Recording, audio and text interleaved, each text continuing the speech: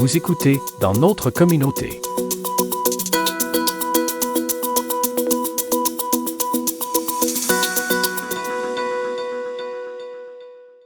Grâce à une initiative du Cégep de la Gaspésie et des Îles-de-la-Madeleine, 130 jeunes de 4e et 5e secondaire des Îles-de-la-Madeleine, de Grande-Rivière et de Chandler ont pu réaliser diverses expérimentations en sciences à l'aide de projets avec l'aquaponie. Nous allons découvrir ce programme multidisciplinaire novateur avec Véronique Dumas, enseignante en aquaculture à l'EPAC, Pierre-Olivier Fontaine, enseignant-chercheur à l'EPAC, et Miko Carrier, étudiant en aquaponie à l'EPAC et participant au programme Promosciences. L'aquaponie, qu'est-ce que c'est? L'aquaponie, c'est de l'agriculture, dans le fond. C'est de la culture de plantes, de végétaux, qui est couplée avec un élevage d'animaux aquatiques. Donc, on utilise les déjections des animaux aquatiques pour créer des nutriments que les plantes vont utiliser. Puis ça peut servir pour quel genre de culture? Là, ça saurait être quoi? En ce moment, on a un persil, donc on peut faire toutes sortes de fines herbes, mais on a aussi des laitues, des arbres à fruits, on peut faire de la tomate, etc. Il y a plusieurs possibilités. C'est sûr que ce n'est pas toutes les plantes qui sont adaptées à être les racines directement dans l'eau, mais après quelques générations, souvent, on est capable de faire là, des plantes qui sont beaucoup plus efficaces, dans le fond, dans leur croissance, avec l'aquaponie. Puis il y a maintenant des semences exprès qui sont fabriquées là, pour l'aéroponie, l'aquaponie. Vous parlez de génération. Dans ce domaine-là, une génération, ça doit être combien de temps? Bien, ça dépend de la plante comme telle. Mais si je prends une laitue, par exemple, je peux la faire pousser pour la consommer, mais je peux aussi la faire monter en fleurs puis récupérer les graines. Donc ça, c'est une génération. Puis si je replante ces graines-là, leur génétique est un petit peu plus adaptée à être dans l'eau. Après une autre génération, je vais peut-être avoir une laitue qui ne voudra pas pousser en terre, mais va être vraiment performante directement dans l'eau. Donc, une génération, ça peut être plusieurs pendant l'année? Ça dépend vraiment du plan, c'est ça. Okay. Des fois, ça peut prendre plusieurs années avant d'avoir une seule graine, une seule fleur, dépendamment de l'organisme. Il y en a que ça peut être très, très rapide. Puis, tu disais que ça ne s'applique pas à toutes les plantes. Est-ce que il y a certaines... Ça peut s'appliquer à des légumes, à des fruits? Oui, légumes, fruits. C'est sûr que ce qui pousse directement en terre, c'est plus compliqué, comme une pomme de terre, des carottes, des betteraves, mais on a réussi à avoir quelques tubercules là, qui ont quand même poussé dans l'eau. Par contre, ce qu'on peut faire, c'est de l'aquaponie décuplée.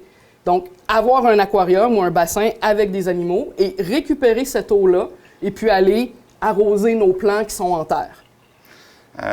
Là, ça, c'est un modèle à petite échelle, on pourrait dire. Est-ce que vous avez une installation à plus grande échelle? Oui, on a une serre aquaponique, dans le fond, qui est derrière l'école, où on a un beaucoup plus gros système. Là, on parle de plusieurs milliers de litres d'eau qui circulent. Donc, on a différents types de cultures. Comme on voit, celle-ci, là, c'est en radeau. Donc, la racine pend dans l'eau et va chercher ses nutriments comme ça.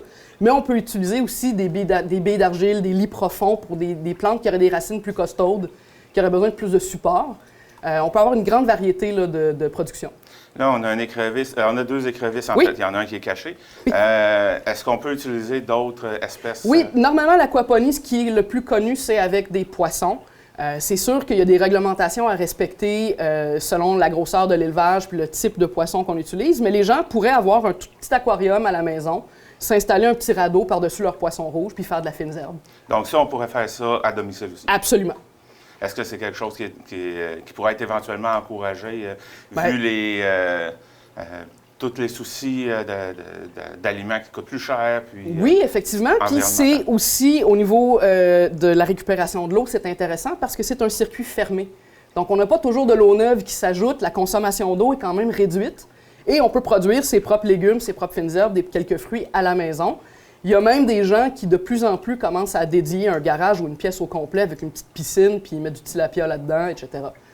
Donc, il y a plusieurs possibilités. Puis il y a un engouement là, qu'on sent dans la population par rapport justement à ces enjeux-là d'autonomie alimentaire, etc.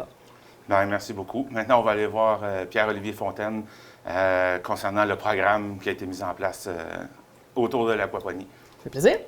Donc, avec Véronique Dumas, vous avez mis en place un programme pour inviter les jeunes à découvrir l'aquaponie. Parlez-moi de ce programme-là. Exactement. En fait, depuis 2021, on a créé un programme avec Véronique Dumas, mais aussi avec Lisanne Guillemard-Solomon aux Îles-de-la-Madeleine, où est-ce qu'on offre dans les écoles secondaires et les polyvalentes du coin un programme où est-ce qu'on construit un système aquaponique, on l'intègre dans leur classe et puis on va le relier là, à des activités pédagogiques qui autrefois étaient vues un petit peu plus théoriques dans les cours de sciences, chimie, physique, sciences naturelles, mais que là, on vient amener vraiment une partie pratique et plus visuelle. Là. Donc, où est-ce qu'autrefois, on pouvait avoir seulement pour présenter le cycle de l'azote, une feuille en noir et blanc où est-ce qu'on voyait des pêtes de vaches, des volcans et puis un cycle comme ça en entour là, de l'agriculture, bien, on vient voir là, un vrai cycle à l'état naturel où est-ce que, littéralement, on vient nourrir une écrevisse et qu'on va voir des transformations chimiques qui vont permettre d'imager et rendre plus pratique la compréhension du cycle de l'azote et, entre autres, là, parce qu'on peut faire beaucoup d'autres aussi démonstrations avec ce type de système-là. Vous avez nommé plusieurs cours de sciences. Est-ce que c'est parce que ça vient toucher à tous ces domaines-là? C'est vraiment un sujet multidisciplinaire où est-ce qu'on peut venir voir à la fois des mathématiques, de l'ingénierie, des sciences, de la botanique, un peu tout. Comme vous le voyez, là, il y a des tuyaux, il y a des pompes, il y a aussi des organismes vivants, que ce soit animal et puis végétal, sans parler de toutes les données qu'on peut aller analyser là, dans l'eau qui peuvent venir là, étoffer nos activités. Vous avez eu 130 jeunes qui ont participé à ce programme-là. C'est quoi le retour que vous avez eu à leur montrer tout ça? Le retour est vraiment bon et puis on commence à élargir tranquillement là, notre rayon. La première année, on était loin du 130.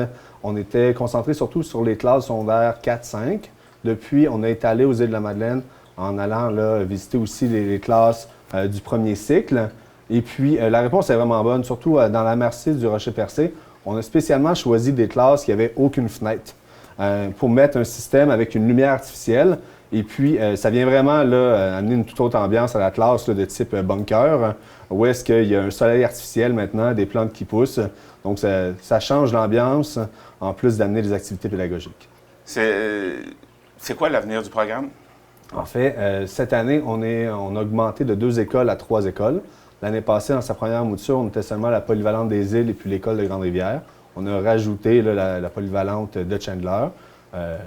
Et puis, ce qu'on croit là, qu'on aimerait faire dans les prochaines années, c'est se concentrer sur ces 3 écoles-là pour l'instant, mais étaler un petit peu nos activités, ouvrir l'offre aux autres niveaux scolaires, essayer de toucher plus de groupes à l'école et qui sait, dans les prochaines années, peut-être aller voir d'autres types d'écoles, que ce soit l'établissement primaire ou même professionnel, où est-ce qu'on pourrait sûrement adapter les activités là, à la clientèle.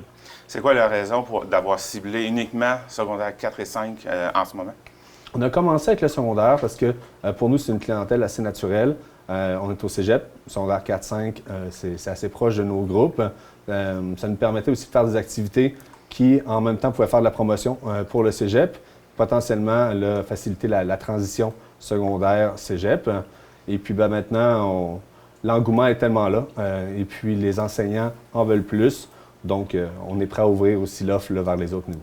J'imagine que ça peut amener aussi des jeunes qui participent au programme à découvrir d'autres métiers et peut-être faire ces métiers-là.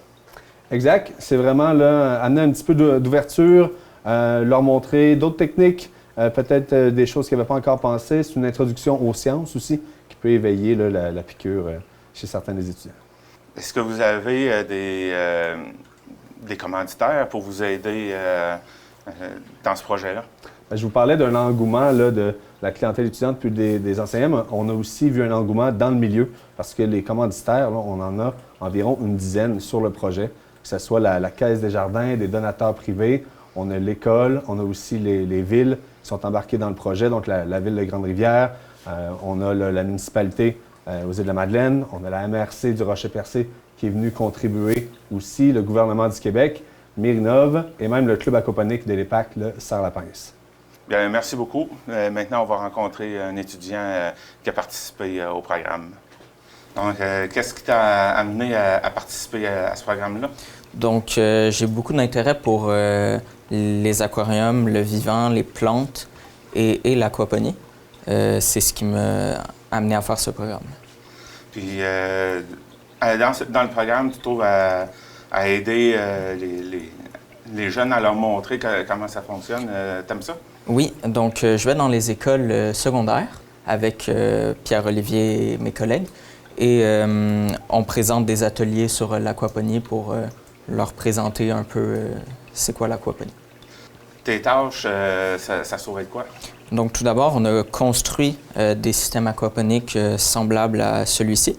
Et dans le fond, les écoles n'ont pas besoin de s'en occuper. C'est nous qui vont directement dans les écoles s'occuper de l'entretien, nourrir les écrevisses et tout ça. Donc, ce système-là, ça doit être toi qui l'as conçu, celui qu'on amène dans les écoles. Oui, donc dans le fond, je me suis occupé de designer le bac et de le construire.